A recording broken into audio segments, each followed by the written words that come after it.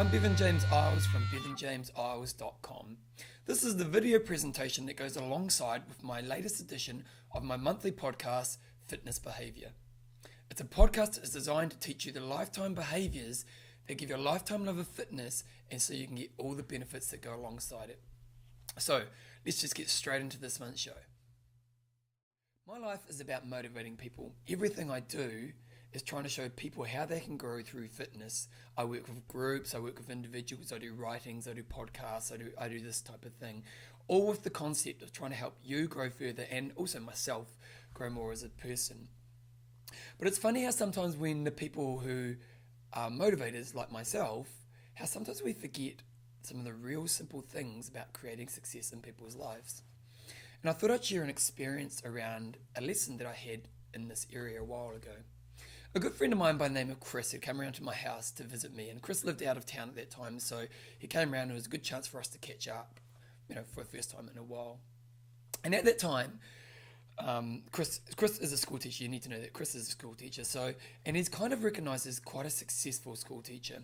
I know quite a few students who have worked under him, and all of them talk of him really highly. And I remember him telling me how the school board had actually come in and done an assessment on what he was doing in his classroom, and they were so amazed at the environment that he was creating that they doubted that a lot of teachers would be able to duplicate that themselves to create that successful environment. So obviously Chris is pretty high level at what he does. So we got into our deep conversation because that's how Chris and I roll, and he started telling me about one initiative that the school board were really pushing forward. And he talked about the concept of what are we attending to as teachers. Now, to be honest, I wasn't really sure what he meant at that time. What are we attending to? So he kind of gave me more description into it. He said, as a teacher, where am I putting my focus in my class to make sure that my students can have the most successful experience when they are there? What am I putting my energy, where am I spending my focus to make sure that they are getting this experience? And he was talking about how in the past, a lot of teachers would focus on all the things the kids were doing wrong, whereas maybe we're better on focusing on the things that the kids are doing right and promoting that behaviour. I remember this conversation set off a light bulb in my head. Suddenly I looked at what I was doing with motivation, and I realised that a lot of the things I was doing was attending to the wrong behaviours that I wanted the people to achieve. So that night I went to the gym and I had to teach an RPM class, and for those of you who don't know what Les Mills is, RPM is like a spin class, a bike class that you can do at the gym. And I thought to myself before I taught the class, all that I'm going to do is focus on what I want them to attend to, the successful behaviours that I want them to experience in this workout.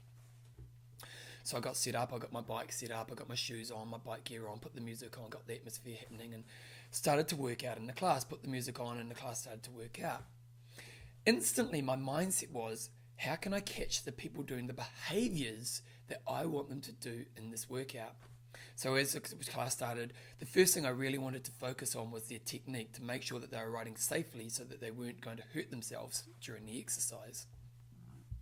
As the class was going on, I started to look at people who were doing the right exercise. So I remember there was a lady by the name of Sue in my class, and Sue comes from a riding background, so she has beautiful technique, and especially when things get a little bit intense, because often in training, that when people pick up the intensity, they tend to drop away from technique. So we got into our first racing section, and that's kind of the first lift of intensity, and I noticed that Sue had perfect posture as she was doing that movement. So at that moment, I just said over this mic to the whole group of people, hey Sue, wicked posture. It's great to see you're keeping your back straight by bracing your abdominals. I focused on the behaviour that she was doing correctly, keeping her back straight by bracing her abdominals.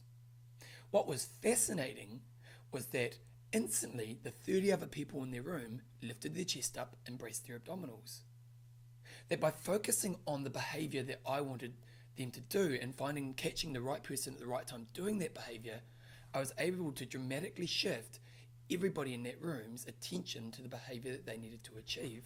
I was fascinated by this. It was a light switch moment, because a lot of the time in my past, when I was motivating people in that environment, I would be focusing on what the things they're doing wrong, instead of on the behaviors that I wanted. So I explored this further. In all my classes from here forward, that's what I was always focusing on was, what is the behavior I want? How can I focus on that? And then how can I catch people doing that? So in my classes, I was always looking for safety and technique, but the interesting thing was it went into all the different areas.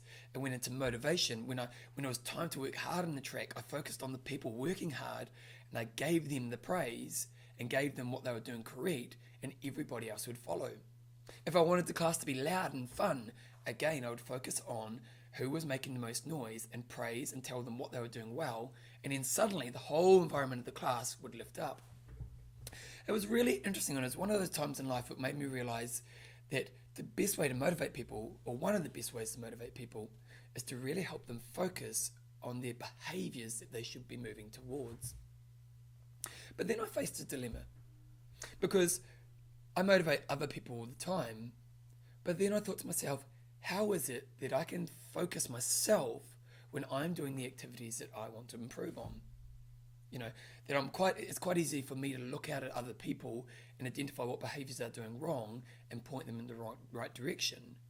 But then when I'm doing my own behaviors, often my mind is focusing on all the things that I am doing wrong. I'll give you an example.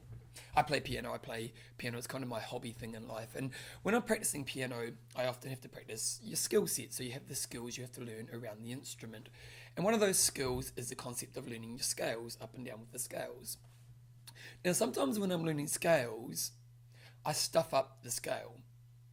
And what I tended to do, at least before I, learnt this process I'm going to teach you in a minute, is that I tended to just keep going over and over the scale again and again. But all I was doing the wrong behavior over and over again. So if anything, in my learning experience, I was reinforcing the wrong behavior of what I wanted to achieve. That keeping the same process up actually wasn't taking me towards the objective of that time of practice. So I needed to find a way where I could focus on the correct behaviors in that time. I'm going to introduce two little tools that I think are really important into what to do in regards to this. And the first one is the idea that your mind is a computer. That your mind, and this comes from NLP thinking. If you guys don't know much about NLP, it's called neuro-linguistic programming. And to be honest, I'm not an expert on NLP, but I do have some basic understanding of some of their principles. And one of the principles of NLP is that your mind is a computer. And if you think of a computer is just hardware, and it's actually the programs that you put into your hardware that help the computer to work in the way that you want it to function. So if you think of your mind is your hardware, and over time, the way you think is the programs you've put into your mind. But the good news for you is that you can shift those programs and change the way you think.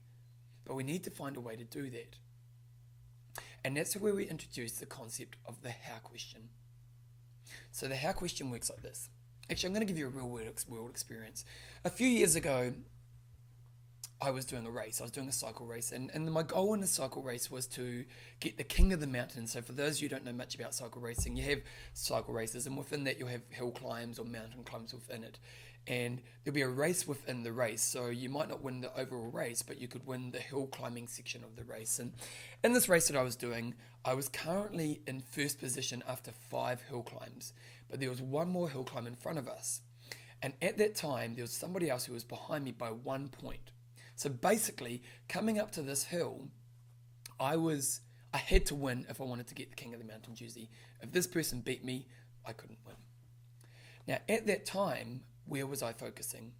I was focusing on all the things that I was doing wrong. And the reason was I was feeling pretty tired. So in my mind was telling me that I felt tired. Now, the mind is an amazing thing. Whatever you focus on, your mind will justify that thinking. I'll say it again. Whatever you focus on, your mind will justify that thinking.